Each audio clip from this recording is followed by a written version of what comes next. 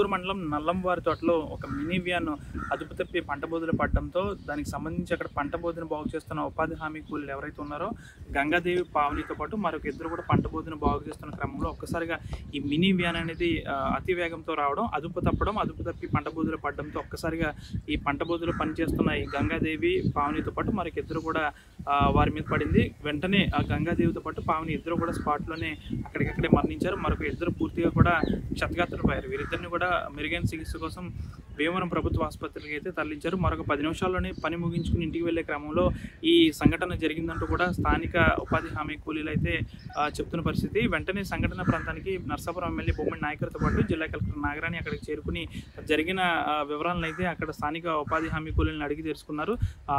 Mini వ్యాన్కి సంబంధించి అతివేగంగా రావడంతో పాటు ఒక్కసారిగా పంట బోధలో పడడంతో వీరు పంట బోధలో పనిచేస్తున్న క్రమంలో ఈ విధంగా జరిగిందంటూ కూడా స్థానిక ఉపాధి హామీ కూలీలు అయితే చెప్తున్నారు. ఎవరైతే మృతులు ఉన్నారో గంగాదేవితో పాటు పావని ఇద్దరు కుటుంబాన్ని ప్రభుత్వం ఆదుకునేందుకు చర్యలు చేపడుతుందంటూ ఇటు జనసేన ఎమ్మెల్యే బొమ్మడి నాయకులతో పాటు కలెక్టర్ నాగరాణి కూడా ఉన్నతాధికారులకు ఆదేశాలు జారీ చేశారు. మిగిలిన ఇద్దరు క్షతగాత్రులకు మెరుగైన చికిత్స అందించేందుకు కూడా వారికి తోడ్పడతామంటూ కూడా ఈ నాగరాణితో పాటు ఎమ్మెల్యే నాయకులు కూడా ఆ ప్రభుత్వ అధికారులకు ఆదేశాలను కూడా జారీ చేస్తున్న పరిస్థితి. ఏదేమైనప్పుడు కూడా ఉదయం ఉపాధి హామీ పనికి వచ్చి ఈ విధంగా జరగడం చాలా దురదృష్టం అంటూ స్థానిక ఉపాధి హామీ కూలీలు అయితే చెప్తున్న పరిస్థితి.